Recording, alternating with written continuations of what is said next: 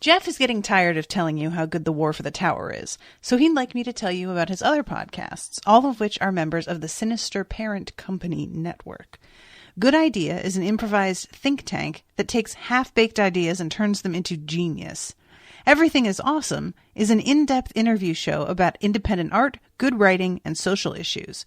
Something Wonderful Right Away is a hilarious long-form improv show.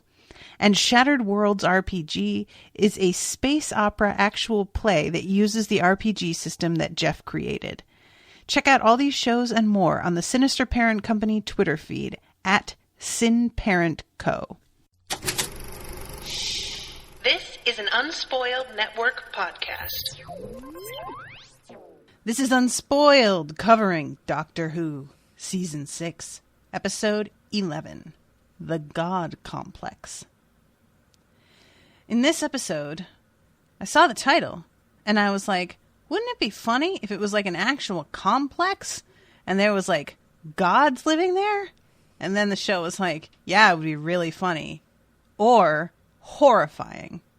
Let's go with horrifying. Welcome to Unspoiled.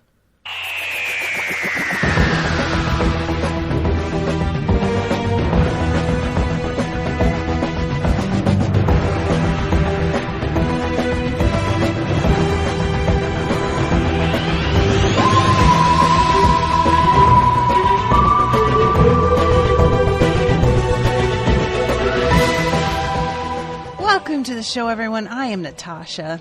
I'm Jamie. All right. So let's get this out of the way. Can I ask you a quick question before we get this out of the way? Okay, go ahead. If you were in this place and you had a room, and what would be your fear that the room was showing you? It's all moths, just full of moths. Okay. And a fucking, precipice. I walk in, I'm on the edge of a cliff with 400 feet of just empty space below me and moths everywhere. So I can either try to get away from the moths and fall to my death, or let the moths get in my face and hair and mouth. Okay. There it is. What about you? Clowns. Yeah, that's kind of what I was going to say for you. Mm-hmm. So, and there is a clown this episode, so you are in good company there. I close my eyes. He's literally just sitting on the edge of the bed, and it's the most horrifying fucking thing I've ever seen. He's just sitting there, and it's a nightmare. Ugh. You know how I told you when I play Animal Crossing and a scorpion comes out and I have a physical fear response, even though it's a fake scorpion? Anytime I see a clown, my instinct is to shut my eyes and run. Usually at the same time, and I always put my hand up no, I don't want to see it. I can't control it. It's just no. And I know a lot of people are like, that clown was just sitting there, and I'm like, yeah, plotting. Clearly. Listen, I'm not mad at you for that. There's no reason to trust a clown. I'm sorry. Any clowns listening to this show, you know what you did. It's fine. We're not going to say anything as long as you don't bother us. We can all just coexist and we'll pretend you aren't out there. There is just no reason to hide your face like that. Listen, I don't know who decided that it's charming and cute. I don't either. But it's not. It's just I feel like it was a giant fucking prank. Somebody just punked the entire world and our culture into believing this thing that is obviously not true. It goes back centuries.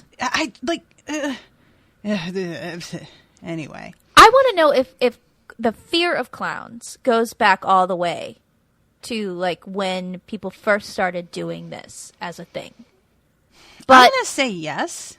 Because I'm not going to research it. There's so much about people painting their faces has to do with going to war a lot of the time, that I would think that has to become an association that people have, so that fear is sort of linked throughout history. You know what I mean?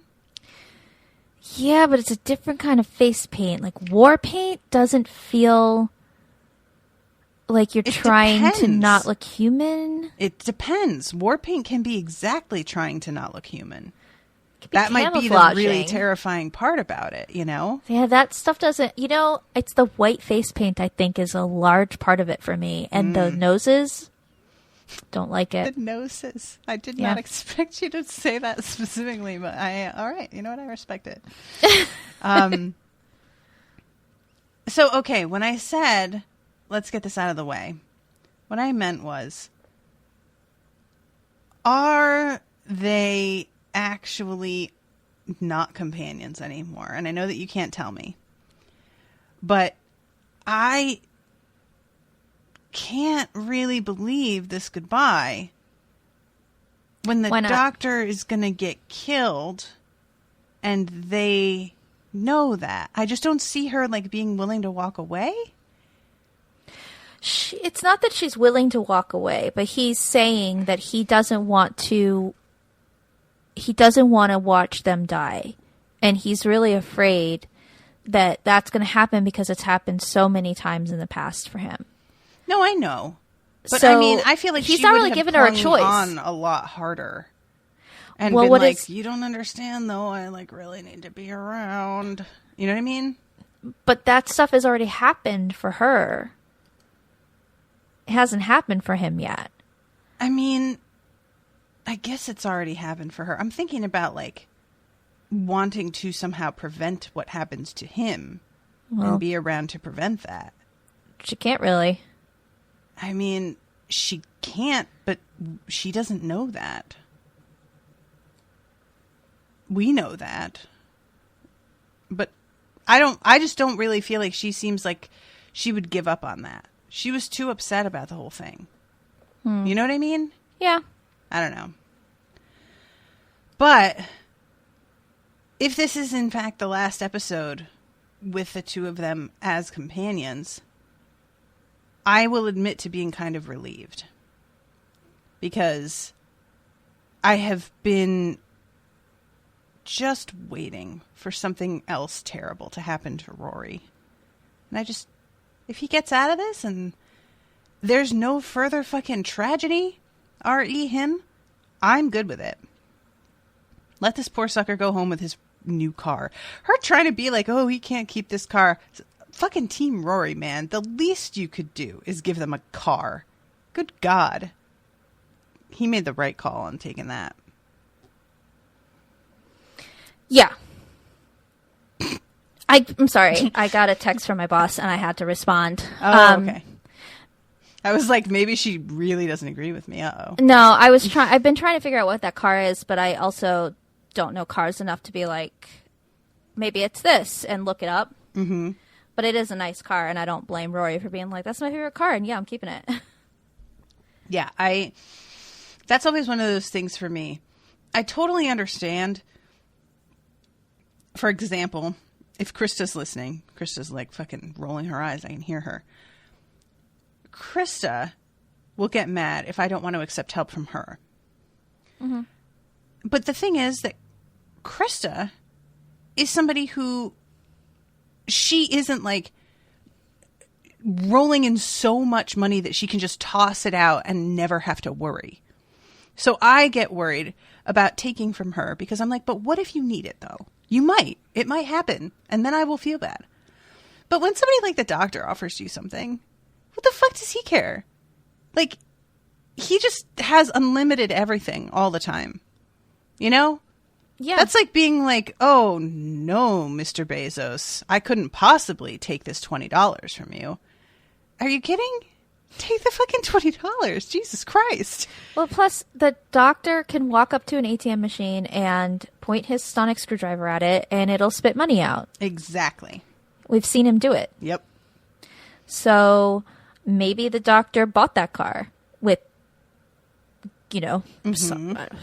money is arbitrary. Or maybe he took it from somewhere. That's Doesn't matter. kind of what I assumed, to be honest, was that it was stolen. And I kind of thought she was going to say something about that it was going to be like, oh, we can't accept this. Where did you get it? And yeah, it turned I don't out think that it's stolen. But I don't think that it's stolen in that. Like, if it's stolen, it was stolen off of a lot. Mm-hmm. It was not stolen from somebody's, property. Regardless, though, they might get nailed for stealing the car, which would suck. Yeah, which makes me think he bought it by, taking money from an ATM machine that doesn't belong to anybody because money is a construct. Money is such a construct. Anyway. So, all right, let's get back to the actual opening episode, because this is a real heavy, like, Shining influenced sort of vibe. There's just endless sort of hallways and lots of patterned wallpaper, patterned floors.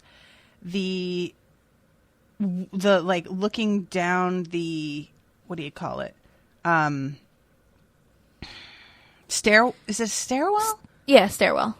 Is that what you would call that? I always think of a stairwell as being like closed off and like sort of in almost its own room. But this is like in the center of the hotel, kind of. Yeah. So it's open. I think it's still a stairwell. Okay. Well, it's looking down that, and there's like these lanterns hanging. And I have to say, like, as much as this place is obviously made to look kind of chintzy and out of style. They say 1980s. Like, they keep saying, like, 1980s hotel. It doesn't look 80s to me. It looks 70s to me. It looks 60s to me. So I guess who the fuck knows? Right.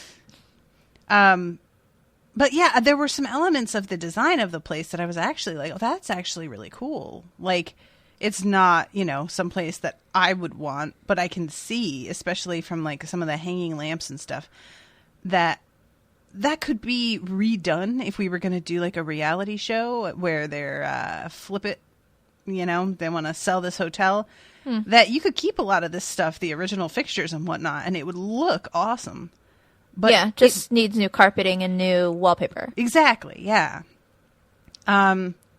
So, oh God. I just got to the part where she opens the door on the clown, and I have the subtitles up, and there's just in parentheses with him looking at her sadly holding this balloon. It says in parentheses, hysterical laughter echoes. Yeah, no. Which just... I'm screenshotting this and sharing this in the Mighty Network because that is just a really great, like, fucking moment. Wow. Shit. That's, like, probably one of the best shots this show has done, I have to say, in terms of the way everything is, like, framed and how effectively frightening it is. I think about Anthony Hopkins when he talks about playing the role of Hannibal Lecter. Have you heard that story about why he decided to, like, stand in the middle of his cell? I may have, but you can repeat it because I don't remember. He had a nightmare, and there was a man with no face standing in the middle of his room, just standing stock still. And something about him being in the center of the room and not trying to be sneaky or to hide felt so threatening. And so he decided that the first shot of him as the camera comes around the corner, he wanted to be standing like that because it was something that terrified him so much. And I completely agree that was like an arresting moment when you first see him and he's just standing, and it's so unnatural. It looks like he's a mannequin. And there's something about this clown and the way he's sitting. He's sitting like people don't sit, you know? It's just not right. There's something wrong with it, is what I'm saying. I'm going to have to take your word on all of this because I'm not looking at that. You're not looking at the clown, or you're not looking at Hannibal Lecter standing in the room? I'm not looking at the clown and how he's sitting, how it's not natural. Of course it's not natural. He's a fucking clown. And you're screenshotting it, and I'm not going to look at it. I know he was sitting on the edge of the bed because I saw a glimpse of it before I closed my eyes. But I didn't study the scene because I can't.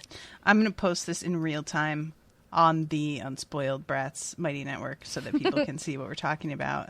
This will be old by the time, and I'm just going to type with the caption, nope. And that will be all that I say about that. I was looking up the director to see what else he's done, to see if, because you're talking about the way things are framed and everything. Mm-hmm. He's done quite a bit of TV. He's done he's done 5 Doctor Who episodes, including the last one, The Girl Who Waited. Okay. He's done some good ones. And he did a couple episodes of Sherlock. This felt really Sherlocky to me in a lot of parts, so that makes sense. I mean, of course, it's what's-his-face as well, but nevertheless. Right, and then this was written by Toby Whithouse, who also wrote... He wrote a couple other episodes.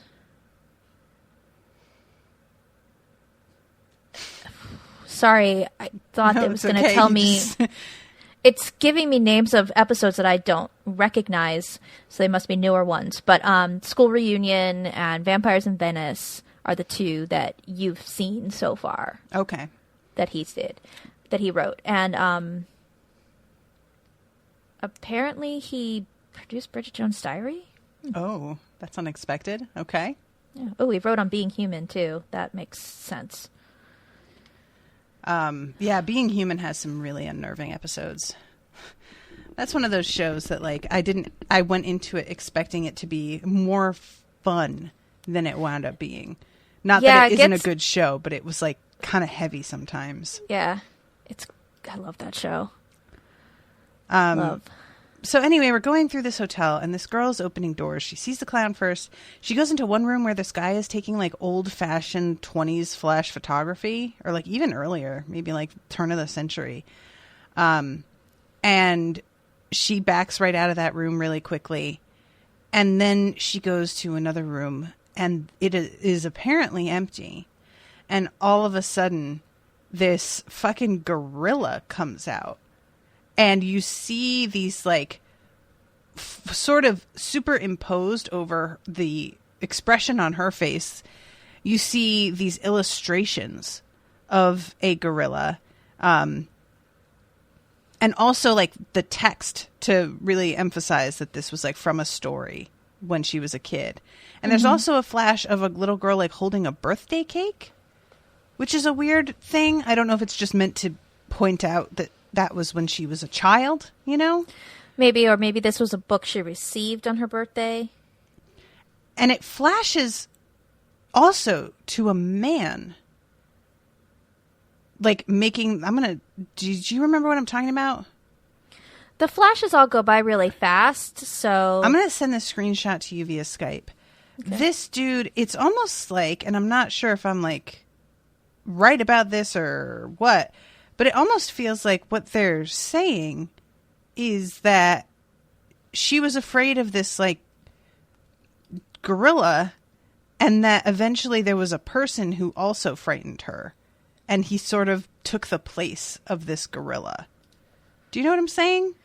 Yes. I don't know, though, because it is really fast, but I was fascinated by it, so I'm, like, sort of pausing.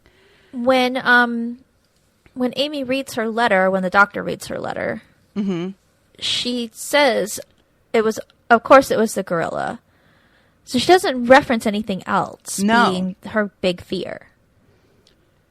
But I sent you the screenshot. Did you see it? Yes. Maybe that was one of the guys who had been in her group that already died? Maybe? I don't know.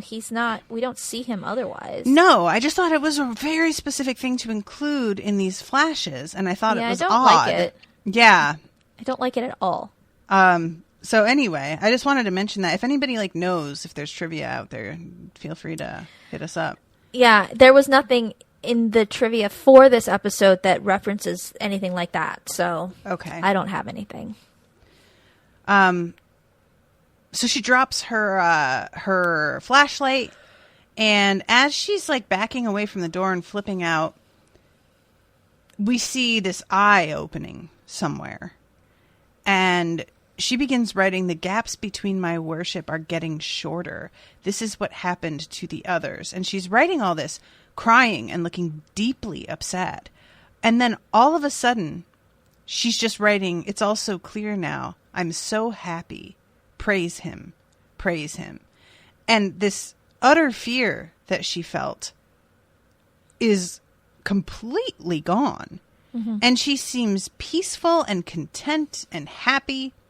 And this thing comes around the corner, and we only see its shadow, and then the camera sort of turns to face her. And she is standing there smiling with her arms out in welcome. And it cuts to the voiceover bit with Amy. Mm-hmm.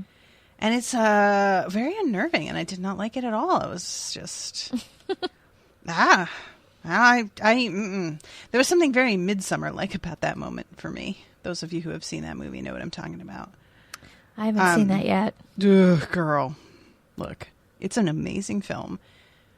If you are a sensitive type person, which I guess I am, I would not have thought that. Be careful, because I literally had trouble falling asleep every night for a solid week after I saw that fucking movie. Really? It was just the kind of thing that got to me. And I'll watch slasher movies and be like unaffected because they're goofy and whatever. Yeah. Midsummer is a different thing. It is disturbing, deeply disturbing in a way that wheedles into different thoughts. And just suddenly you'll think of it in a moment and be reminded of like some really upsetting imagery or some moment that really, and the tension they build is unbelievable. It's the kind of thing where you feel like you're going to peel your own skin off if something doesn't fucking happen in a second because, oh my God. Yeah. And it's really, really good, but it fucked me up. That's Florence Pugh, right? Mm-hmm. The lead girl? Yeah. I like her, and I don't actually think I've ever seen her in anything. She was amazing. Super good. It deals a lot in something that I think a lot of women struggle with specifically, which is feeling like they are too high maintenance when they expect literally anything from their boyfriends. Mm. And she is very good at portraying the sort of like that desperation of wanting support and also trying so hard to quell it all the time because she doesn't want to be too much.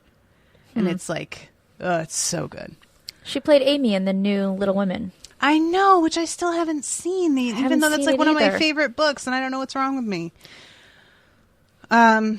So, okay. We cut to the crew arriving and Amy being disappointed that we are not at Ravenscala, where the people are 600 feet tall and you have to talk to them in hot air balloons and the tourist information center is made of one of their hats. I'm disappointed they're not there too.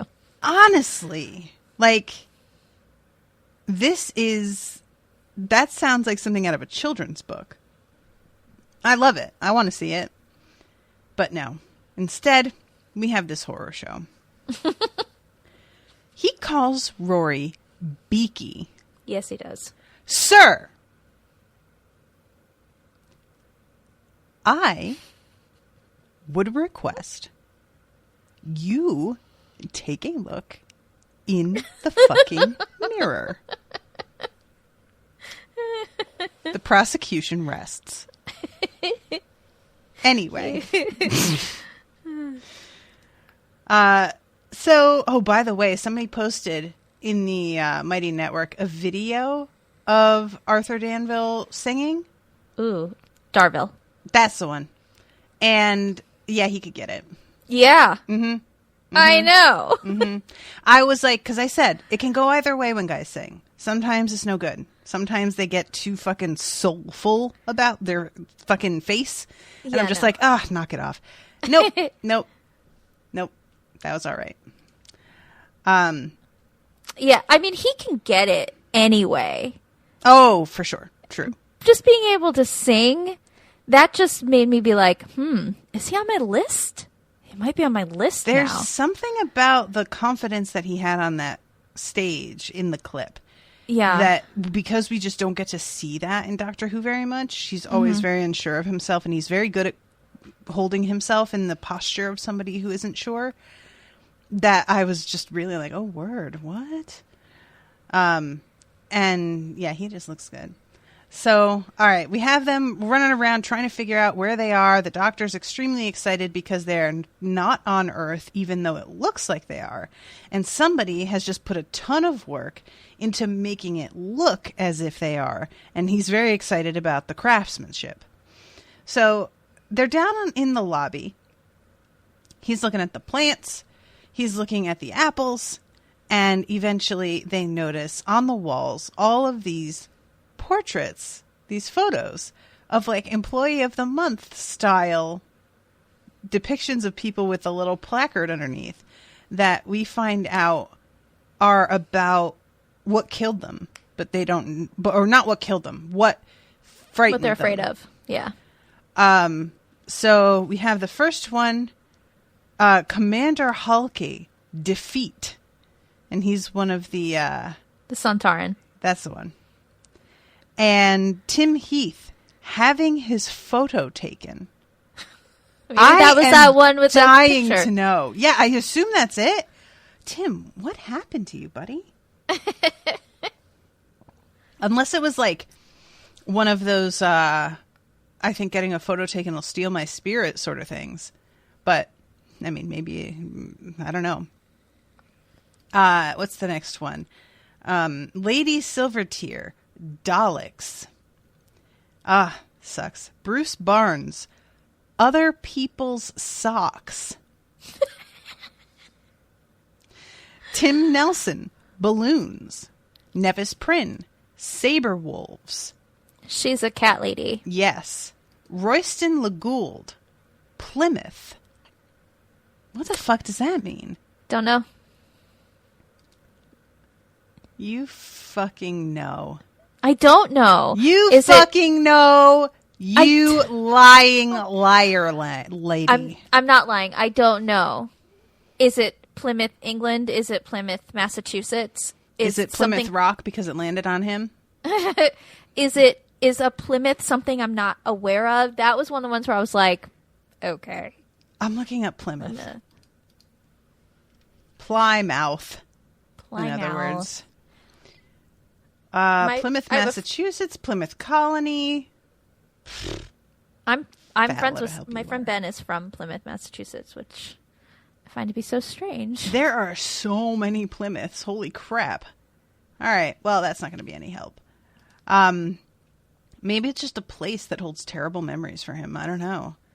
And then Lucy Hayward, That Brutal Gorilla. I kind of love that it's worded that way. It's not just gorilla from such and such book. Right. It's That Brutal Gorilla, which makes me think that it's something that, like, she said as a child, and it just stuck, and that's, like, sort of how she thinks of it even now, you know? Yeah. So the doctor, to find out what's going on, rings the bell at the front of the lobby, and all of a sudden, 3 people come around the corner, absolutely freaking out, threatening them with objects. A chair leg, which the doctor starts to say he's never been threatened with before, and then he's like, nope, actually, I have. Never mind, I take it back. And there is a woman here named Rita, I believe. Yeah, Rita. And she is obviously like the one with the brains and the leadership skills here. And the doctor is very taken. She reacts to seeing them with, hold on, if it's a trick, it will tell us something. And he says, oh, you're good. Oh, she's good. Amy, with regret, you're fired. She also says their eyes are dilated. They're just as surprised as we are. So it turns out that these people have somehow simply appeared here. They do not know why they're here. There isn't any particular pattern that we can see as to who winds up here. And they were all doing very different things.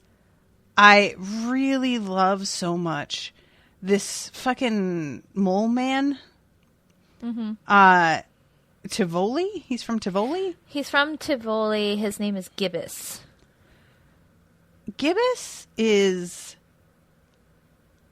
honestly one of the funniest characters in anything I've ever seen. Like, the idea that he's from the most invaded planet in the galaxy, that he's constantly just waiting for the next crew to come in and oppress and dominate and enslave them. He says that he works in city planning. Our anthem is called Glory to Insert Name Here. And that his latest job with city planning was to put trees along all the edges of the roads so that invading armies would be able to invade in the shade, which would be very nice for them. And I swear to God, you guys, this just fucking tickled me so bad. I love it. I love it so much. What a weird fucking character trait. Like, it turns into something else where he's just kind of like incredibly cowardly for self-preservation purposes, which is fine. But I want to see this planet so bad. I think the doctor says that he's aggressively cowardly, something like that. Yeah, he says something like, it's not quaint, it's sly. Yeah.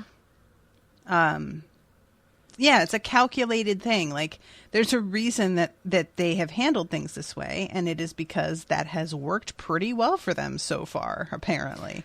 They're still alive, you know, like... It's the anyone but me strategy. As long as it's not me. Yep. So, I want to see more of these people. I want to see the planet.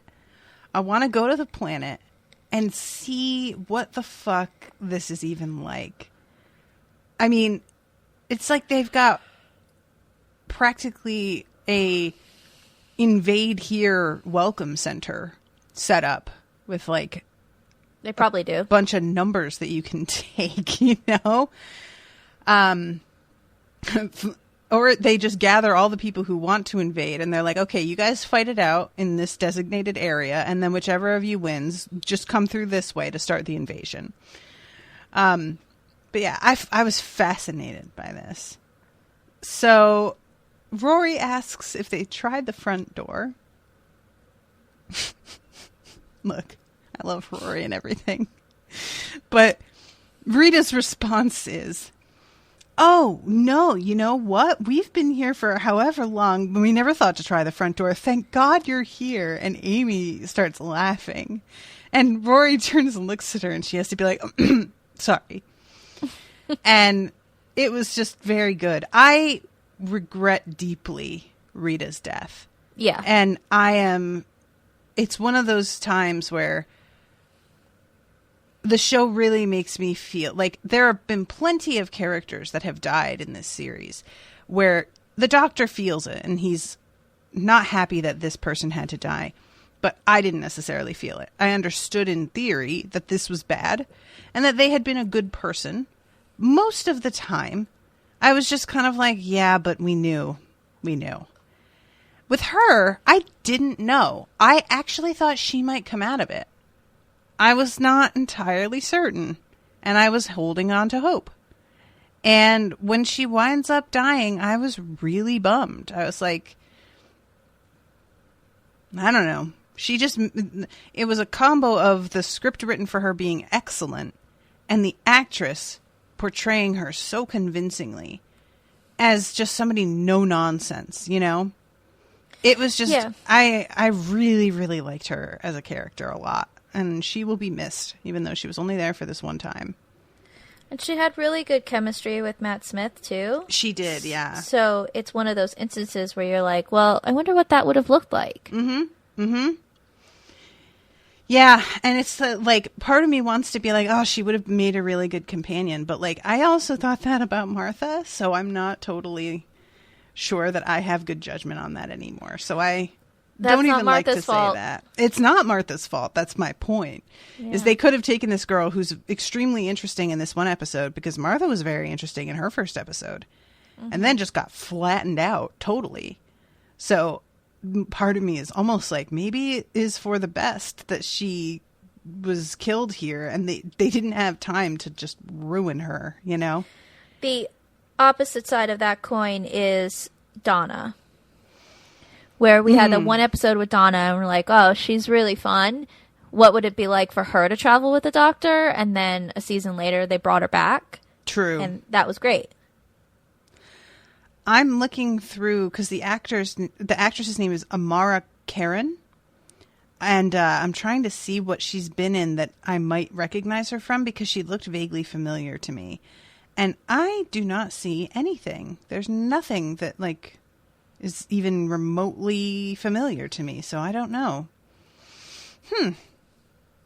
Darjeeling Limited, A Fantastic Fear of Everything, which is a Simon Pegg movie from 2012 that I've never heard of.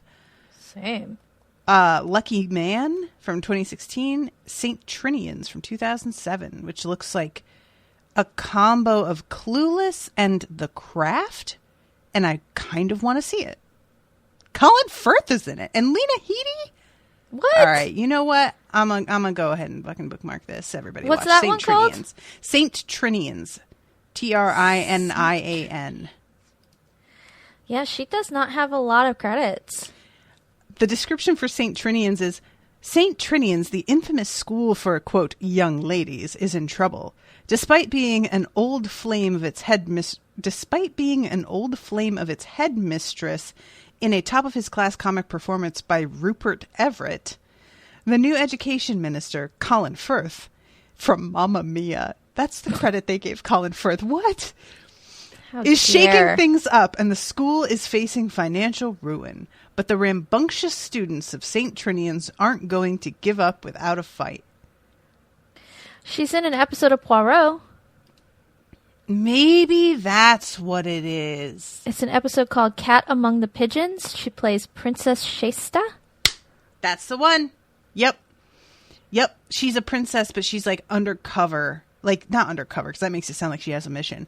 But it turns out she is not who she says. But yeah, she was quite snobby in that, like a real little brat. So that's fun. She's in that HBO miniseries, The Night Of, with, what is his name? He's so great. I don't know. The picture for the cover of it looks like... Riz Ahmed. Riz Ahmed. I do not know who that is. Hold on, I'm going...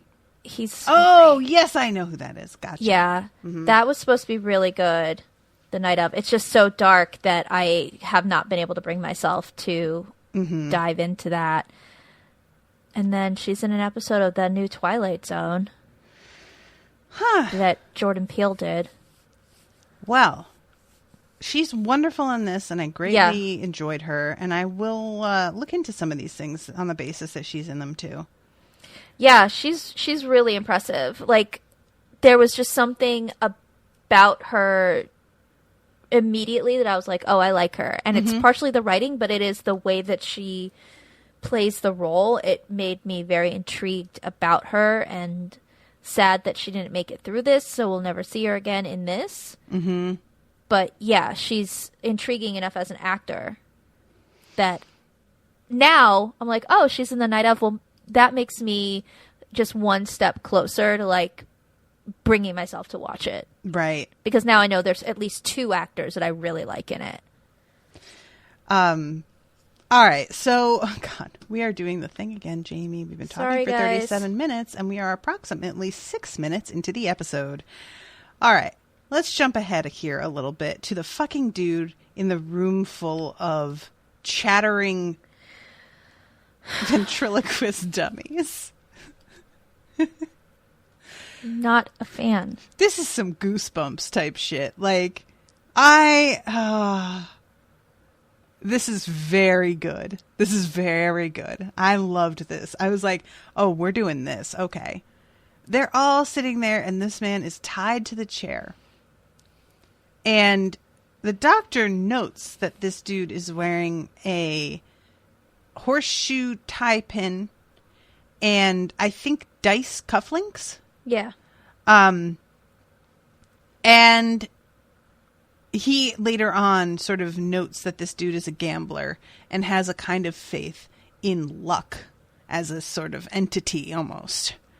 And that was part of why this being zeroed in on him. But this dude has already crossed over from being frightened of the thing and is now... He's at peace. It's more than that, though, because the other people, when they depict being at peace, they genuinely kind of seem to be. This dude, there's not peace radiating off him. This is a man who... this is a man that you would avoid on the subway. You aren't standing near this guy. And he doesn't blink often enough. Like a zealotry. His eyes are just a little too wide. There's something about the way he, like, wiggles his head that's way too reminiscent of the things. At one point he says "Gottle a gear," which I don't know what that's about.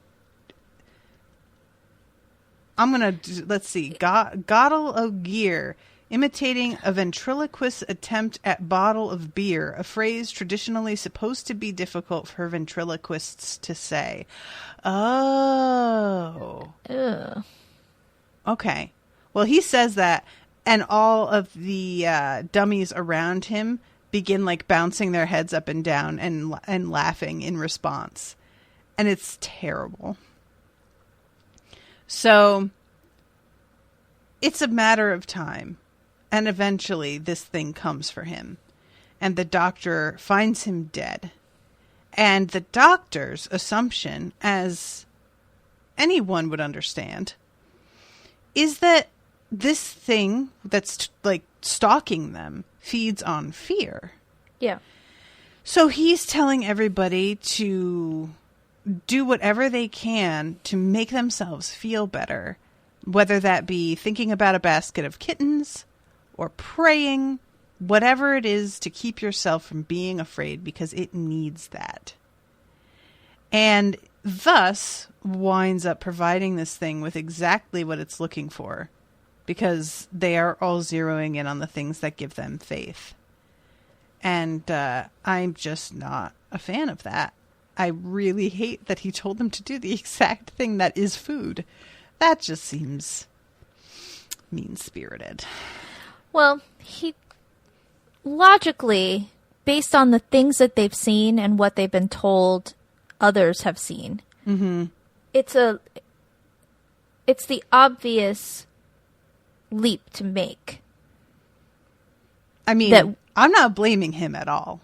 I would have drawn the same exact conclusion. Yeah. But it just sucks. That's like, to find out that you were doing the exact wrong thing, like that very specifically the opposite of what you should be doing, it just feels like somebody is playing a mean prank on you a little bit, you know? Mm-hmm. Which, I mean, is kind of what's happening here a little bit, to be honest. Because the whole point of getting everybody to be afraid is that they, like, latch onto that sort of thing to make themselves feel better.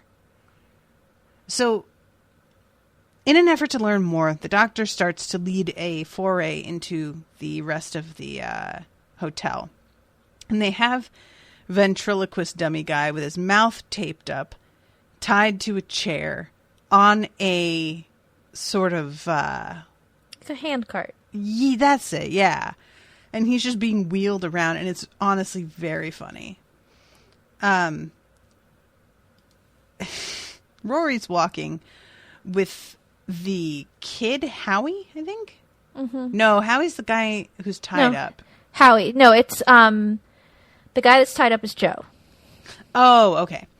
So yeah, he's walking with him, and this kid is telling him about this conspiracy theory about the American government having secret cities in the Norwegian mountains because the Earth is on a collision course with another planet, and they're going to send all of the rich people to the mountains when it kicks off. Sounds about right. It's just, yeah. You know, the thing about conspiracy theories is that they get the gist right a lot of the time, which is the poor are being exploited. The only safety nets are there for the rich. They don't give a fuck about you. That's all correct. But rather than look at the actual systemic situation, it's creating these absurd, like, distractions that are meaningless and are nothing, so that they aren't focused on what's actually going on in any way. And it's because the unbelievable somehow is easier to believe than trying to wrap your head around centuries now of this type of behavior towards lower classes. Mm-hmm. Or towards anything, towards people of color, towards women. Like, it's so much easier to believe something just completely outlandish because, like, how could it ever just be that rich white people have been trying to make sure they stay in power for 200 years? Right. Yeah, it's just so frustrating because they get so close to getting it. They're in the right ballpark. They're just throwing their energy in the total wrong direction, which is the point, I assume. But yeah, so this kid, we wind up finding out that is his version of faith, is that there's like a government conspiracy that's controlling everything. So the doctor's walking by a room and the door opens and some fitness coach, like a PE school teacher, comes out with his whistle around his neck and says, "You've forgotten your PE kit again?" And then says, "All right, well, you're going to do your laps in your pants." And I like that if you're American, that doesn't sound like very bad at all, because you don't know that that means underwear, because it just sounds like your pants. It's just like, oh, okay, well, I guess. There was a little piece of trivia that one of the rooms contains what appears to be a cross physical ed teacher. Rory mentioned having a sadistic PE teacher in The Doctor's Wife. Oh, did he? Mm-hmm. Oh, I don't remember that. Okay. So that could have been directed at Rory. Okay. Yeah. He doesn't have that much of a reaction, even though he's right there. And we wind up finding out later, Rory is seeing all of these exit signs because he doesn't have any particular faith. So this like creature doesn't need him or want him. Yeah. Which it's simultaneously like kind of great, but also that's insulting. You know, like, come on, what? I have faith in something, right? There's got to be something. Well, I think he's just underneath all of that sweet, goofy demeanor. He's just very, very cynical. Yeah, true. We have one door open and it's a crowd of like really cute teenage girls all gathered together. Oh, look, girls, it's Howie. Yeah, fuck those girls. And what's loser in Klingon? Oh, God. And he backs away and yells at the doctor to shut the door, but it's too late. We see the like flashes intermingled with his face, and we know that shit has gotten to him. Mm-hmm. And I hate it. I feel like poor Howie overcame this stutter, but he still has this nightmare about it. And then we have the one that I hated the most, which is the one with Rita. Guys, her dad. This is... Look, if you've had an overbearing parent, you get it. And if you are a perfectionist who puts far too much pressure on yourself, you get it. And this scene, her, like, it just being a dude yells at her about getting a B does not get at all to the heart of how this feels as a kid, the way her acting does. Because she fucking shrinks. Like you watch her like shrink in front of your face. And he says, "You are lazy. Do you understand me? You are lazy, girl." And she starts crying and says, "I'm sorry, Daddy. I'm so sorry." And the look on her face when she starts crying, that is some real shit. Mm-hmm. This actress tapped into something. I'm wondering if she fucking like told them what her fear is and was like, I don't know, do that. That sounds like it would make me cry. And then it totally worked. Well, and what's the word I'm looking for? With her, like, she's from a Muslim family. We don't know what country they originally came from, but in a lot of those cultures, the culture is the word I was looking for, there is that strong emphasis on you hear it a lot more with like Asian students. And Asian parents are very overbearing. But like she grew up to be a doctor. And that's also one of those professions that a lot of, I don't know if it's necessarily Muslim people, but people from those countries tend to say, go to England or go to America and go to medical school. So it's not, they might have added that because of who they cast as Rita. Unless they went looking specifically for a Muslim actress. And her father yelling at her has a stethoscope around his neck. Right. He is obviously himself a doctor. It reminded me of a lot of like Indian culture has that kind of pressure on their children. So it rang true. It didn't feel like a stereotype. And that might come from how it was portrayed, like how she performed it. Yeah, it's one of those things that I find really interesting how different that is to like, for example, my father's family and how much more satisfied all of his side of the family was with having blue collar jobs. If they were doing, most of them I think became like mechanics or they worked in like AC repair, things like that. And that was considered really good work and they were very happy with that. And, you know, were able to get solid middle class homes after a while of doing that. But there is a real, like, it feels like it's either be a doctor or be a lawyer are like the two options for a lot of other cultures, which I just find fascinating, like where exactly it just must be those are what make the most money, I assume. But what a fucking like hole to have to shove yourself into. Like if that's not what you like, I mean, those are brutal fucking jobs. That's a line of work that is so deeply not for everyone that it's kind of baffling to try and force someone into it when it's not what they genuinely want to do. I have like a vague memory of listening to Kumail Nanjiani on a podcast talking about how like the fact that he wanted to be a stand-up comic was very disappointing to his parents. Yep. Yeah. And I know that there has to be, to a degree, and this is part of why I'm a little bit surprised that I didn't really run into this with my Hispanic family, but there has to be a sort of assumption that like you have to do something extremely respectable in order to get any kind of respect that a white person would get.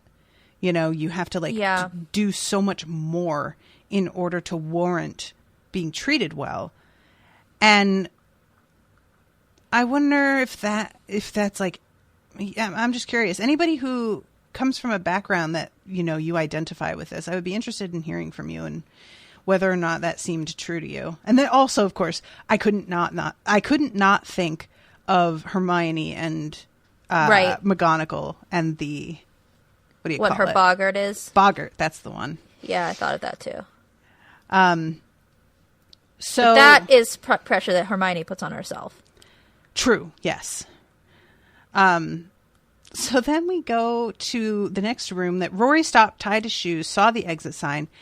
He realizes that he has almost lost track of everybody and runs into one of the rooms without thinking. And there are two weeping angels in there. And I really, when they did this, I was like, oh, this makes sense. Okay. Because Amy's at the front. So you're assuming that this is for her. But then you see that the little dude, Gibbous, thank you, is watching from between the curtains. But Gibbs doesn't have the kind of, like, reaction that anybody else has.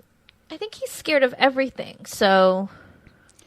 It's weird, like, the doctor says that he has the faith that somebody will eventually come and save or enslave them. Mm-hmm. But that doesn't seem to quite work. I don't know why. With the Weeping Angels, you mean? I mean, it doesn't seem to quite translate for this creature to eat. Oh. Because this is allegedly his room. That's what he seems to say when he's talking to Amy a little bit later. Because Amy says that she thought this room was for her. And then she realizes that it wasn't. And she's saying that she realized that it wasn't when she was talking to him. And I had assumed that was because it was his room.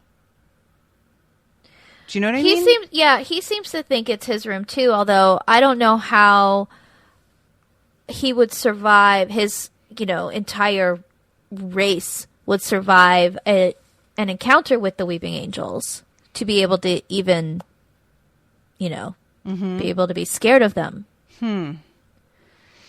Because they're all cowards, so it's not like they would run. Maybe it's because the doctor proves the Weeping Angels aren't there. It doesn't quite work. Because he puts his hand through them. Yeah. So maybe that's what it took. And, like, it being proven that he's not there, or they're not there, fixes that somehow. I don't know. This says that Rory notes that Gibbous is scared and suggests that maybe the Weeping Angels are not for any of them. Oh. But that doesn't really make much sense either. Like, Rory's never met the Weeping Angels, so he actually has no experience with them. But they wouldn't just appear if they weren't someone's fear. Right. And although we saw the, like, flashing camera of somebody who had died's fear. Right? Yeah. Because she was the only one in the building at that point. Yeah. So maybe they just hang out and stay. Yeah. Because we're thinking of it as, like, they manifest according to who's there, but maybe not. Right. What did end up being Amy's fear? Looking out the window waiting for the doctor. Right. As a child. Most depressing thing. Basically being abandoned. Yes. So this is when we begin to hear the footsteps, and this fucking creature comes out to get Joe. Is that who it was? Yeah. And Joe, well, first of all of his bonds just slip right off him. Mm-hmm. And he's able to get up off the chair and greet this thing with open arms. And the doctor sees him in shadow being, like, dragged away. He sees his feet going around the corner. Yeah. And he sees, like, a shadow that's sort of dragging him. And he tries to chase after, but all of the hallways, like, stretch and change. And he doesn't catch up. And he winds up finding Joe slumped against a wall, dead. I want to know what happens to all the bodies. Because apparently, like, people just die here constantly, and that's the whole thing. But we don't ever see the other bodies. Do you know what I'm saying? Yeah, well, this thing that they're on, I believe it said somewhere in here that it just sort of floats around the universe and plucks people out of where they are. So maybe it has some sort of expulsion mechanism as well. Maybe. Yeah. So then we have a couple of scenes of Amy talking to different people. The first one is talking to Gibbous about how the doctor is going to save them. She says, "You have to trust him. Even when I was a kid and I thought he had left me, he came back and he saved me. And now he's going to save you too." And it turns out that it's her faith in him that this thing is going to feed on and transform into food for itself. It's also her faith in him that brought them to this place. Right, exactly. It sensed that and plucked them out of the time stream or whatever. Mm-hmm. So, all right. Trying to find a good, because like there's lots of little details that we really don't need to talk about because we've gone long already. So I'm trying to find like what's the next necessary plot beat. I guess it's the pages out of the book, because Amy picked those up right before everything went down and, you know, running into the weeping angels and everything. And she pushed them into her pocket and then forgot about them. So they're reading about this girl's account of being the last one alive. You don't know what's going to be in your room until you see it. And then you know that it could never have been anything else. And she is, you know, writing about the thing that scared her and the gorilla and how it used to terrify her. And then her writing abruptly sort of turns to the worship. And it's very creepy to see that turn happen. And as the doctor's reading it, you can see everybody like kind of be like, oh God, as the doctor reads, I'm so happy. And he like says the words, I'm so happy. Like there's something like gross in his mouth. Like, oh God.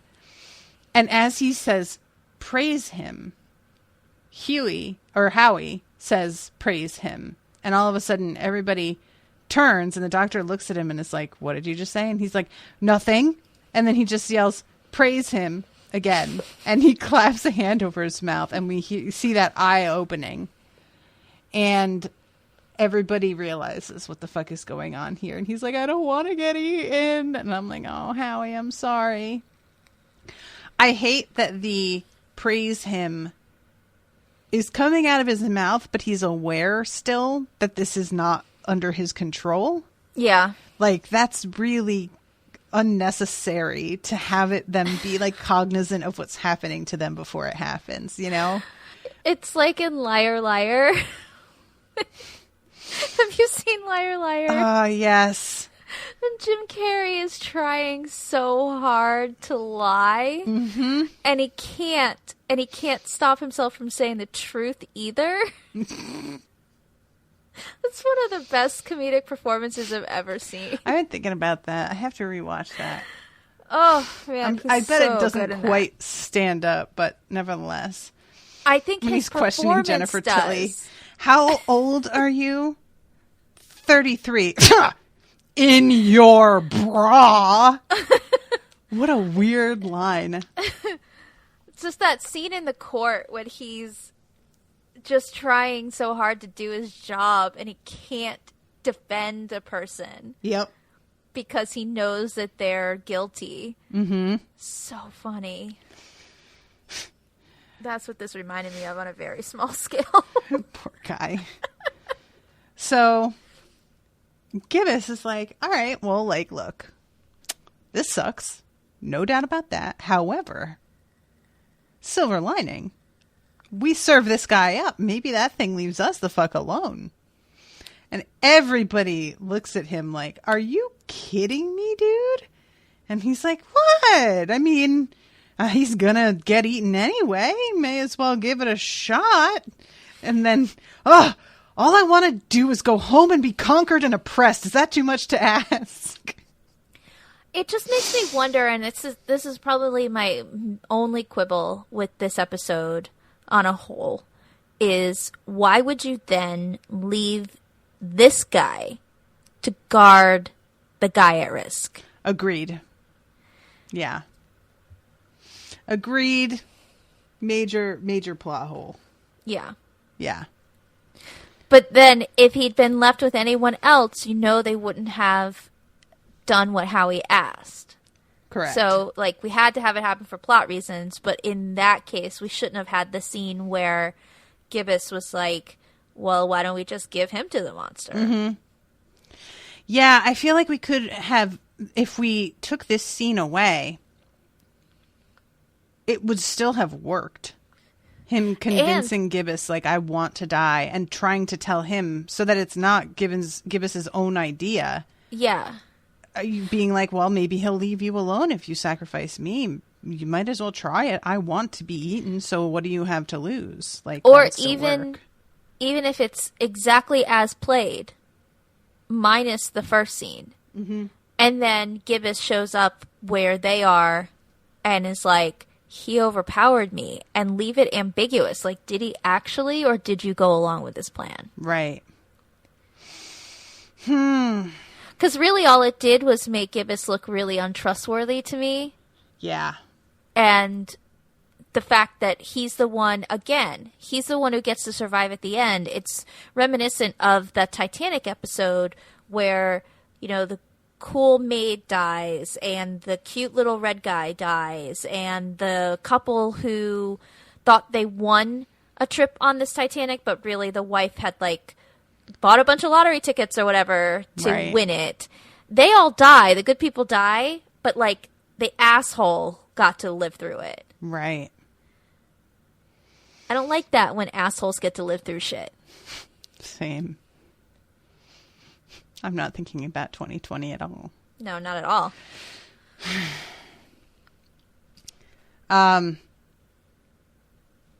So they sit down with Howie, and they know that the way that the doctor phrases it is, this thing is going to possess you. And when it does, we want to have a chat with it. And it's bizarre. And I will just freely admit this. It is bizarre to me how just this whole character is of no interest to me. And then with a few changes in the way that he is sitting and the way he smiles and the way he looks at them, I was like, oh, Howie's kind of cute. It was just this sudden, like, oh, it was purely the confidence that he exuded. And all of a sudden, he just looked different, and he did not change anything. Nothing was actually physically different about him.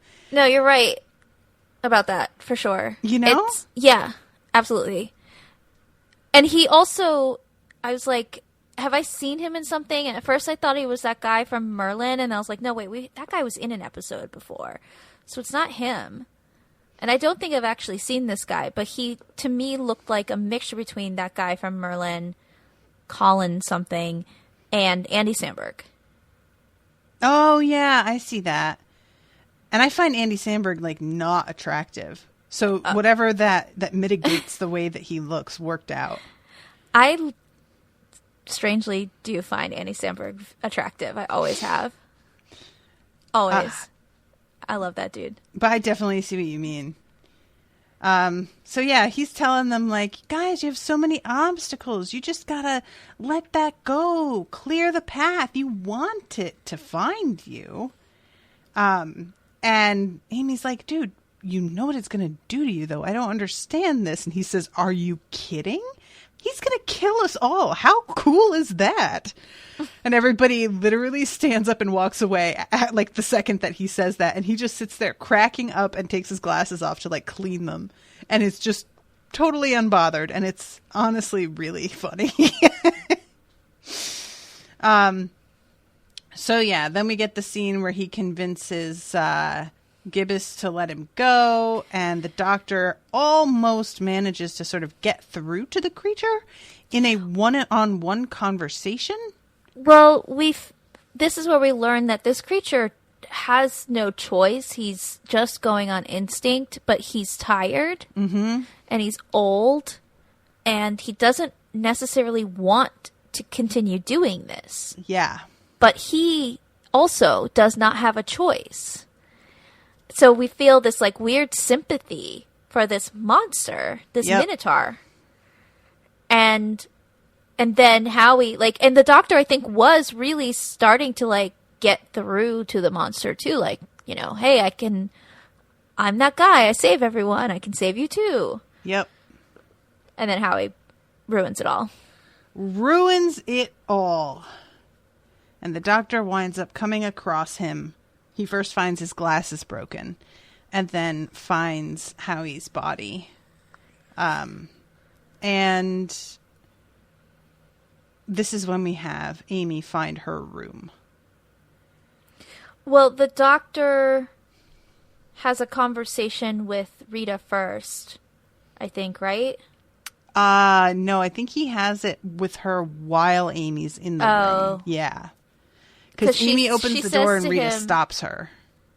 Right, but there's a conversation in the stairwell that Rita says something about, like, why do you think this is your responsibility? You've got quite a God complex, which I thought you would appreciate. Yes, it's true. And yeah, that happens after Amy sees her room. Because Rita stops her and is like, why? You shouldn't have done that. What was it? Amy says, I don't know. It was weird. And then we move on to her being like downstairs and apparently like distracted and being weird, and the doctor telling Rita that she puts a bowl with a goldfish on a table. I don't know. He told her not to forget the fish. What's the fish from? I don't know. It was in that room, in that bathroom or wherever they like sort of trapped the Minotaur. And when the Minotaur goes after Howie and they're all like, he's calling out to everybody to like look out because the Minotaur's probably going to crash through the doors and stuff. Oh. He says something to Amy about get the fish. I don't know why. That is weird. It's just one of those weird things that makes no sense, but it also feels so Doctor Who that I was like, meh, okay. Yeah, fair. So yeah, this is when she asks him about the God complex, and he says that it's because he's the one who brought them here. And it's a weird kind of conversation. He says, let's see, what is his response to this? Oh yeah, okay. First I brought them here, and then they'd say it was their choice, but offer a child a suitcase full of sweets and they'll take it. Offer someone all of time and space and they'll take that too. Which is why you shouldn't. And he says that in this way that makes me think that it's personal. Like he's almost trying to forewarn Rita. Like, hey, I might offer this to you. It'd be better for you if you did not do that. But then he doesn't he? Well, he says, which is why grown-ups were invented. Begins to walk away, and she stops him and says, all of time and space, huh? And he turns around and says, yes. And when we get out of this, I'll show you too. Right. So, yeah. And then she says, I don't know what you're talking about, but I have a feeling you just did it again. And he stops and they get distracted by the camera that is watching.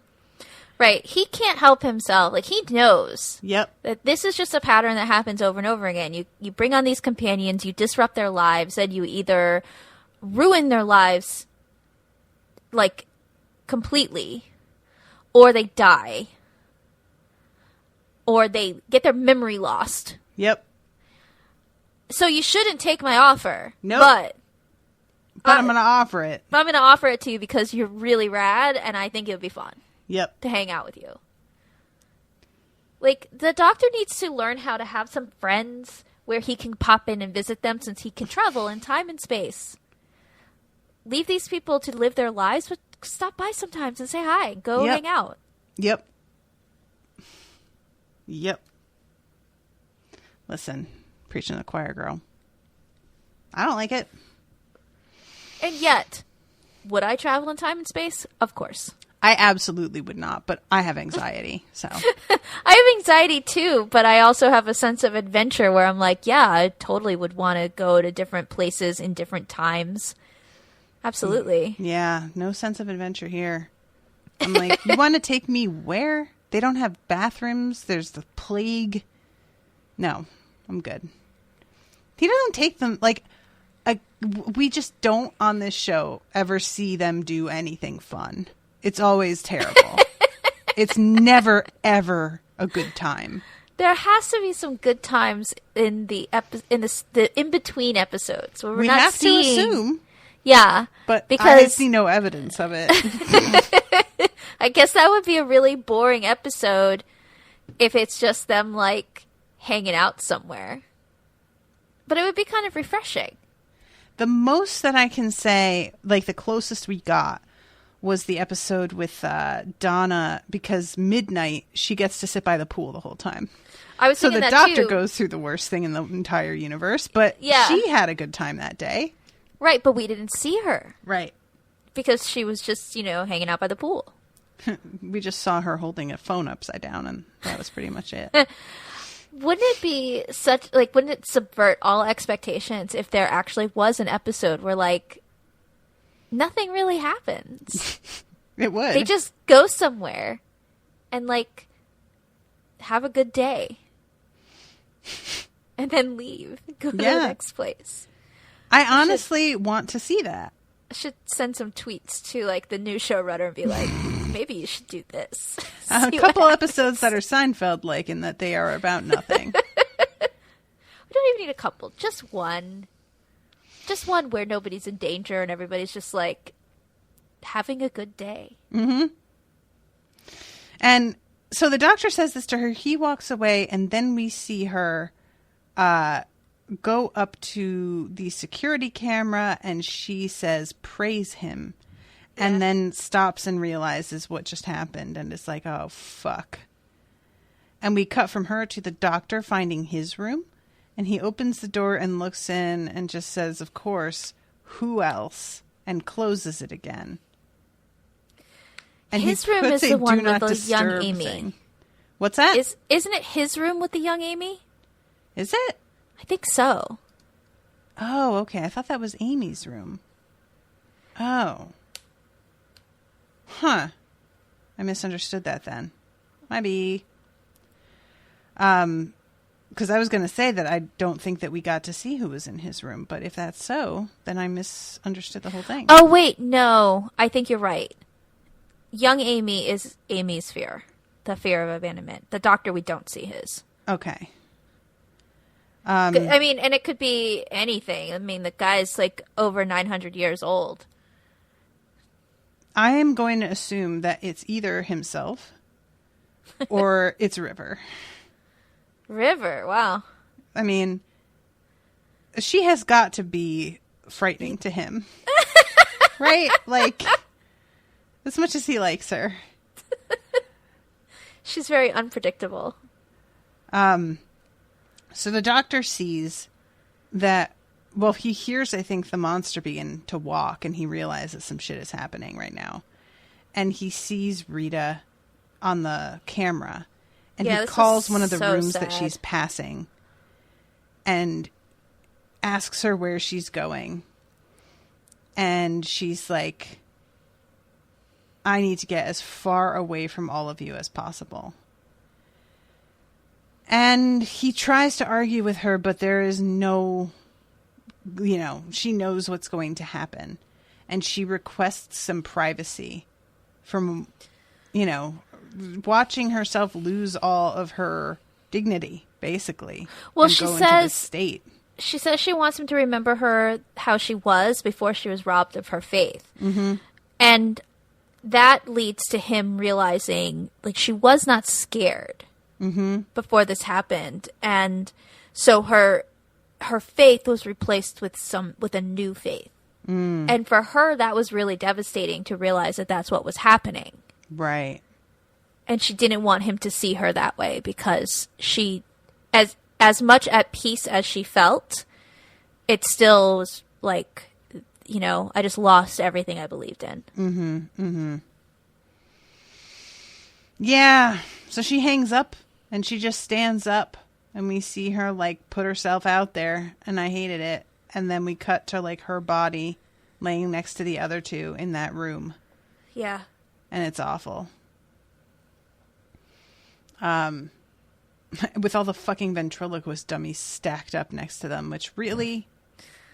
Yeah. Do they need to be put together? That just feels extremely disrespectful to me. I don't like it.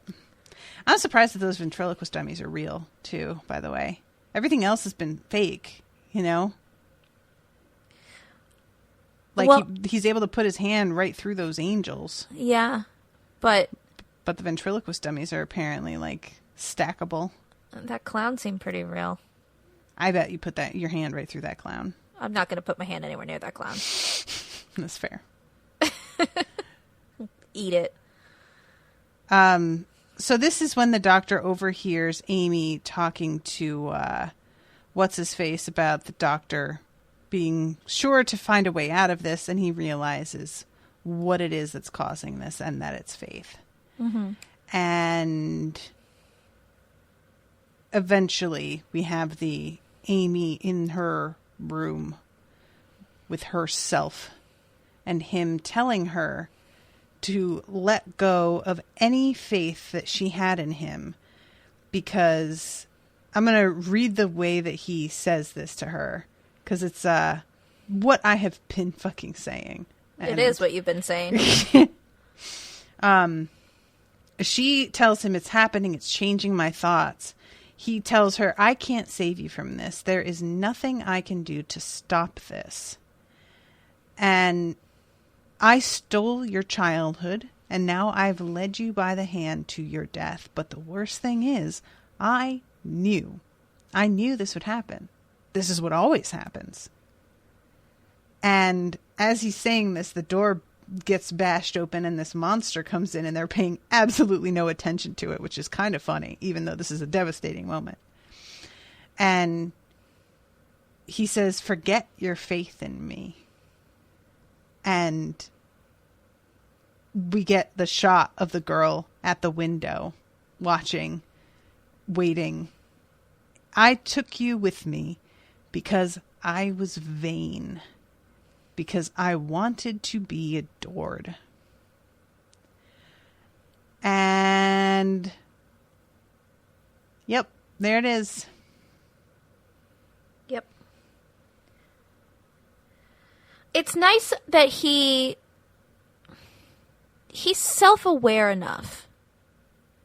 Now, he may be saying all of this because he knows these are the words that are going to shake her faith in him. Mm-hmm. But that doesn't mean that they're not true. And that he doesn't know that they're true. You know, like... Yeah. He knows what his faults are, but he also knows that he doesn't like to be alone. Mm-hmm. And so he keeps doing this because... And with, like, people he knows from meeting them initially that they are going to have a certain kind of awe. Right. Why else would he continually pick human beings from the planet Earth? Right. From times where they're not in space exploration yet. It's always people that are going to be like, holy shit. Mm-hmm. It's bigger on the inside. It travels in time and space. Go to some alien planet with a tree person. The tree person's going to be like, well, yeah, this is like old technology, right? Not impressive at all. I used to be a human. Now I'm part tree. Oh, God. I mean, the thing about this is, will it make any lasting impression at all on him?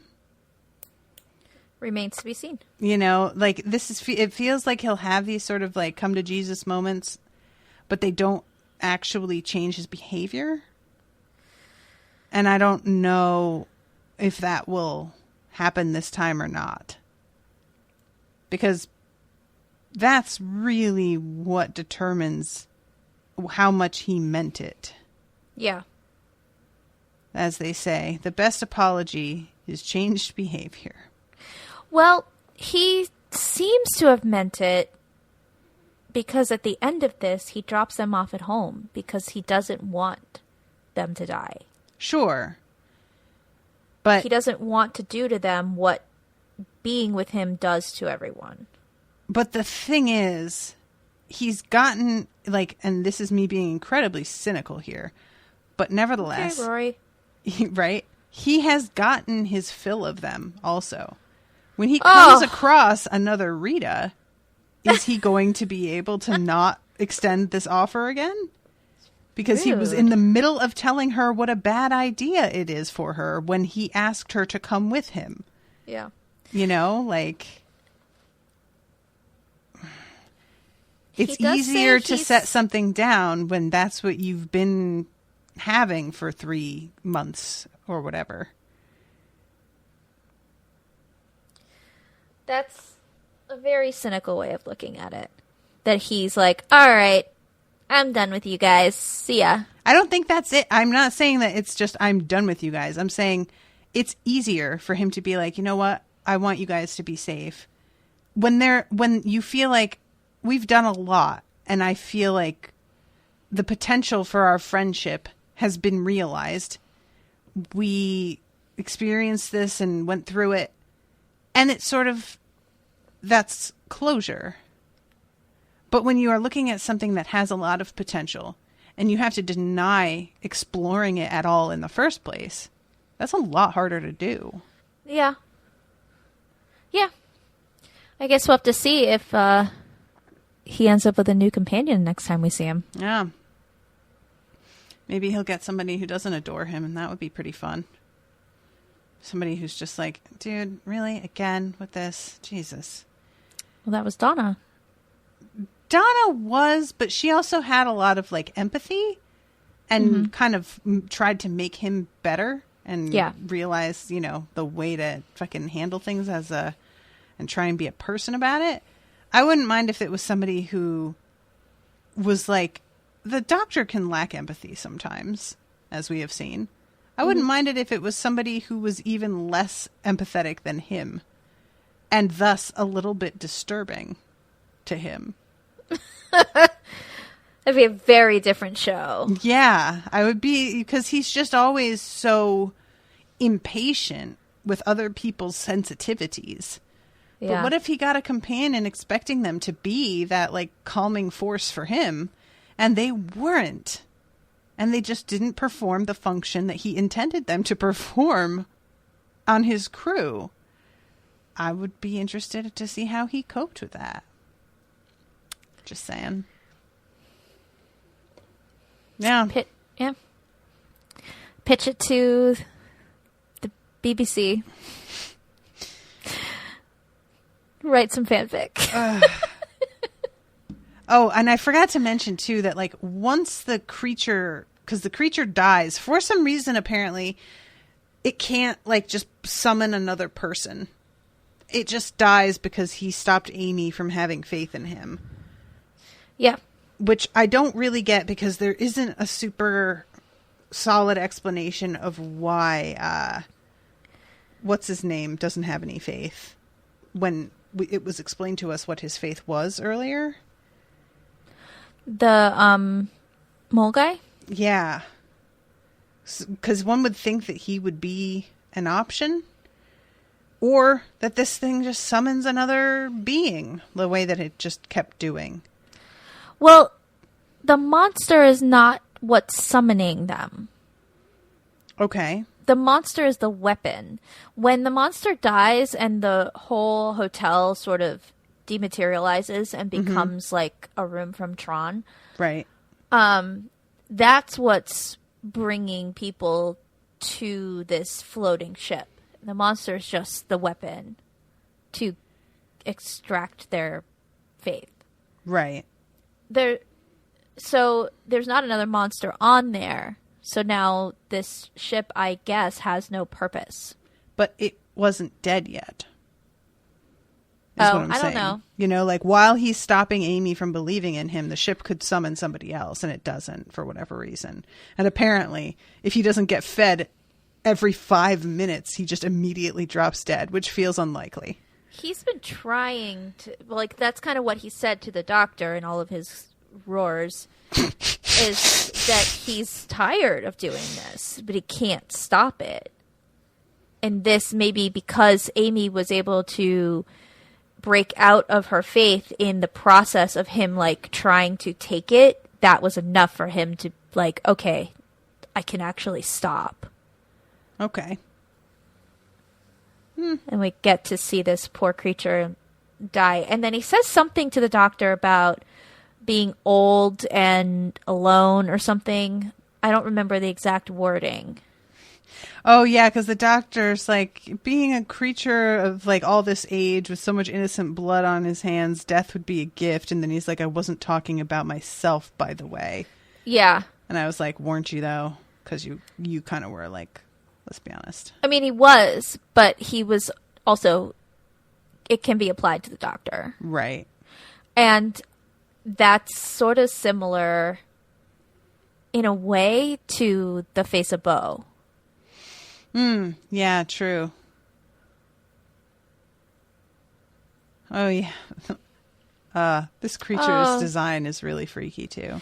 The Minotaur? Mm-hmm. It's really good. Yeah, it is pretty good. He's got almost a dragony sort of face, even though the rest of him does not look dragony at all. His eyes, I think, are kind of what does it. Yeah. But yeah, when he says I wasn't talking about myself, in the subtitles, that is in quotes. And I feel like that's meant to imply that the creature is telling the doctor I wasn't talking about myself. And I find that interesting. I thought that's what it meant. I thought the creature did say that to the doctor. I thought that was the doctor telling Amy when he said that he wasn't talking about himself. No, I thought the creature said the stuff about... Gotcha. An ancient creature drenched in the blood of the innocent. Mm-hmm. Blah, blah, blah. I wasn't talking about me. Doctor looks mighty shook by that comment. Yeah. Well, I mean, it's not wrong. Mm-hmm. The doctor is an ancient creature drenched in the blood of the innocent. He didn't take that blood himself, but he was the reason for a lot of it. Mm-hmm. Yep. Yeah, so we cut to the doctor dropping off Amy and Rory with their fancy new car. I'm going to Google what this car is. What is the car? I love how Rory, like, she tells Rory, can we have a second? And Rory does leave them, but you can see him staring at the car before he goes inside. Like, he's really loath to walk away from it right now. Like, it's a Jaguar. Is it? Okay. Yeah. Well. Oh, Rory, you can do better. Jags are notoriously crap. Yep. It's very pretty. Very pretty. But notoriously has a lot of mechanical problems. He'll look real good driving it, though. So, yeah. Amy tells the doctor, basically, when he's, like, leaving, she says... What are you doing, though? Like, we don't have the kind of relationship where you can just drop me off and walk away. That's not the way that this should go. And he says, well, what would you prefer? Like, me standing over your broken body? 'Cause, you know, that is how it would go. Or standing over their graves. Mm-hmm. Yeah. Or Rory's body is the other one that he says. Mm-hmm. Which does seem more likely to me, to be honest. Wouldn't be the first time. Right? Yeah. Poor Rory. And I like that when she gives him a hug, she has the TARDIS blue nail polish on. Mm-hmm. And I don't know if that's absolutely on purpose, but it feels like it's probably on purpose. And she says, if you run into my daughter, tell her to visit her old mom sometimes. And I like that. Yeah. I feel bad for Rory, who comes out with the champagne and the TARDIS is gone. And he's just like, wait, what? Right, because did Rory have any idea that that's what was happening now? No, and he didn't even get to say goodbye. No. And, like, granted, he doesn't have the relationship with the doctor that Amy has. But he has a relationship with him. Yeah. like, over time, they've definitely they have more understanding of each other. Mm-hmm. And yes, Rory is one of the few people to be like, this thing you do is fucked up. Yeah. And maybe we shouldn't travel with you. Mm-hmm. But he didn't stop traveling with them. And he seemed to enjoy himself a lot more than he did at the beginning. And he was a full-on companion. He wasn't Mickey. Mm-hmm. Even Mickey got a goodbye. And the doctor half the time called him the wrong name. Oh my God, I forgot about how he did that. What a dick. What a total dickhead. Rory, with his little sad face, comes out like, oh, but got champagne. And she tells him he's saving us. And Rory's like, oh, cool, thanks. Like, there has to be a point where you're like, Doctor, you save us too much. I really could stop that. Given the last episode, though, I think that Rory might understand that a little bit more. Mm-hmm. And be like, okay, but still, would have been nice for a goodbye. Yeah. Thanks, Doc. Yeah, it would just be respectful. This dude has died, like, several times over for y'all. Yeah. Just go ahead and, like, give him some fucking courtesy here. Yeah, agreed. Man. This show really does not shy away from the Doctor being a dickhead, though. Like... The funny thing is, I don't think the show... Like, I don't think the people that write the show see it that way. I know they don't. It's weird. And sometimes it's hard not to see it that way. Sometimes. Like, what are you talking about? I'm more forgiving. I am hard pressed to name a time where I feel like the Doctor was, like, adequately empathetic. I feel like it's happened. I could count on one hand, and I'd really have to think about it. I really would. Like, he is just so self-absorbed and so pleased with himself. It's tiresome. I just can't imagine how you write these kinds of characters and you don't know that. Like, is it just that they're so used to who the Doctor is that they don't see him clearly anymore? Could be. It could also be that they're not putting that much thought because they think because his intentions are always good. He's doing good things. He's a hero. He's not a villain. So they probably aren't really picking it apart that, like, wow, when the Doctor did this thing, it's pretty shitty. Yeah. Because they think they're writing a hero. It would be really interesting if somebody actually wrote the Doctor as sort of an anti-hero, which he is a lot of the time. Mm-hmm. But, like, intentionally. Well, and maybe they do because I didn't finish watching the next Doctor's run. The one after Matt Smith. Okay. And I have only watched, like, half of the first of Jodie Whittaker's 2 seasons that have been filmed so far.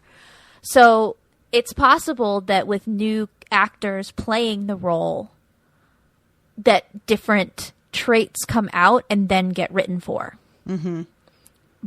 But I grew bored. I'm excited to revisit because I think it was one of those things where I was already sort of about this show at the time. Mm.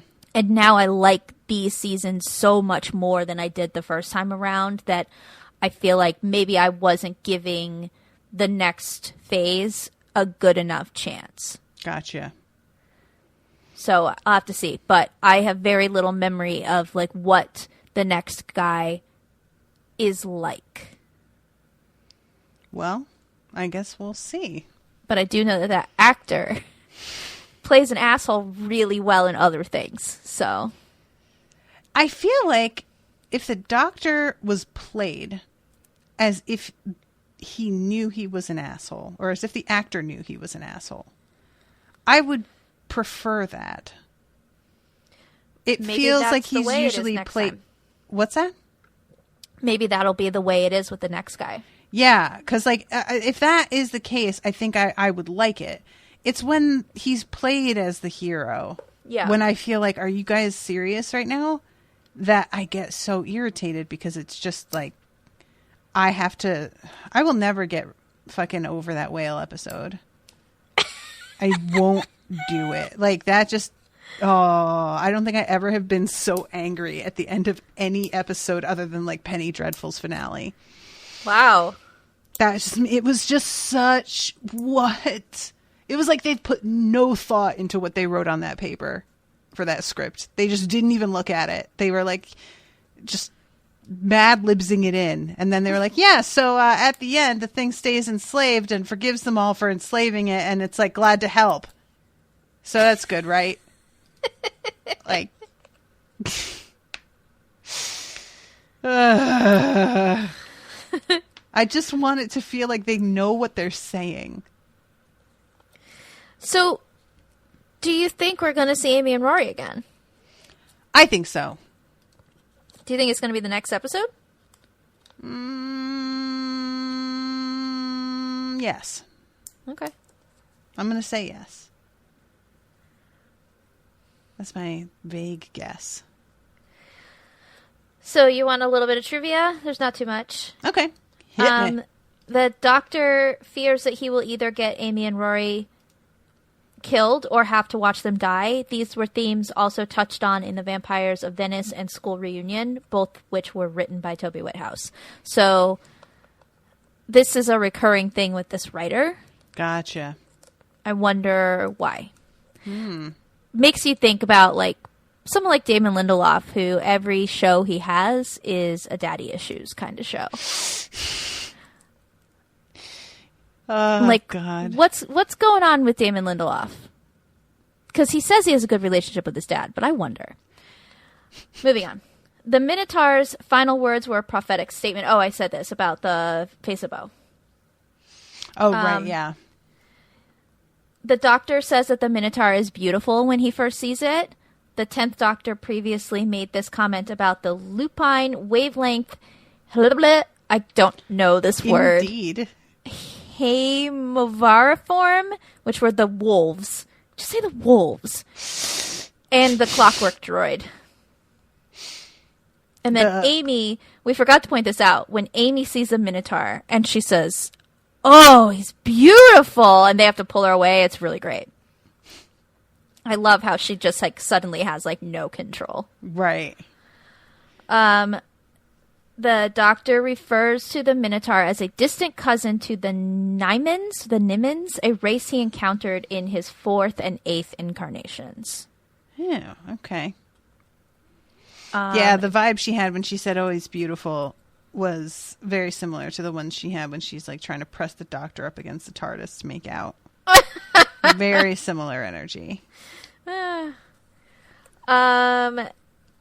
This is not the first time that the Doctor has offered to take on as a companion a medical student who has impressed him by being level-headed and clever in a crisis. Mm-hmm. And it's also not the first time the Doctor has shown an attachment to a female he has just met, who then dies shortly after. Astrid in the Titanic episode. Right. The 9th Doctor extended an offer to Linda Moss to travel with him after liberating her on the game station, but she was ultimately exterminated by the Daleks. Boo.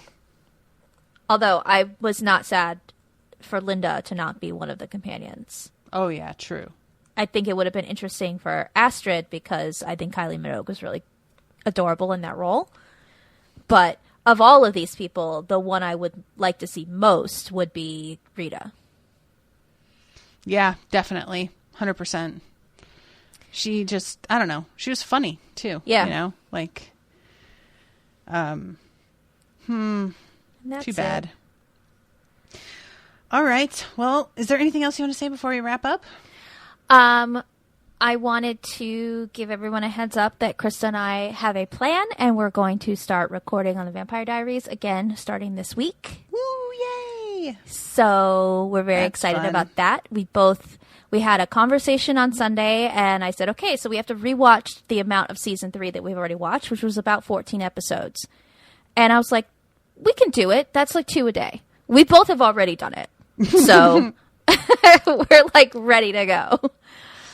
So that should make a lot of people happy because we been getting messages for the last 2 years, wondering if we're coming back. And so, yes, we are starting soon. All right, good, cool. And yeah, everybody, Rashawn and I recorded our first Song of Ice and Fire episode. Jamie almost died. I'm so excited! It's not actually about the book yet. It's just a basic what we're going to be doing episode and what you can expect. And because I just wanted to sort of put something out there to prep people. Yeah. And that way they don't go into it thinking that it's totally unspoiled and wonder why the fuck we're talking about, oh, you know, how this whole thing, like this entire town explodes. Right. Like, what? So, yeah. What's that? It's how are you describing it? Because it's not completely unspoiled. Unspoiled-ish. Unspoiled-ish, yeah. Yeah. That's the name on the thing. The the intro that I actually wrote is Unspoiled-ish, A Song of Ice and Fire 2, Electric Boogaloo, The Rereading, Return to Westeros, HBO Spoiler Edition. Oh my god. And I intend to add something to that every month or so until it's almost the entire intro. Oh my god. So Doug, I don't know if you know who Doug Benson is. He has this podcast called what is it called? Anyway, he had Doug Loves Movies for a while. Doug Loves Movies. Yeah. So during the entire year, I think it was 2012, it might have been a later year, he started by saying, like, he says it's, you know, January 1st, 2012. And he, for the entire year, added something extra to the end of every intro. For the whole year. Yeah. That's what that reminds me of. Yeah. I just couldn't decide how I wanted it to go. Money suggested that I call it Too Spoiled, which I do also really like. Well, maybe that's what you should do, is find some, like, television show or movie title that you can, like, wedge. That's what I've been doing. Into. That's where half of this came from, was me just, like, looking up what ridiculous sequel titles there were and then being like, all right, I can do a riff on that. I can do a bit with that. Yeah. Because it's the only one that I can't do that I love so much, and I will never get over the fucking sheer gall it took to make this the actual title, was I Still Know What You Did Last Summer. Which is the best sequel title I've ever heard, and nobody will ever beat it. I still know what you did last. So it's simultaneously so incredibly ballsy and so boring. I don't know how they managed to make it both, but they did, and it's perfect. And there's nothing to be done. I can't copy that. Like, you could find a way. It's so good. It's so good. So yeah, anyways, guys, keep your eyes out for that on the feed. And other than that, are you all set? Yeah. All right, guys. Well, we will see you next week. Until then, toodaloo, motherfuckers. Bye.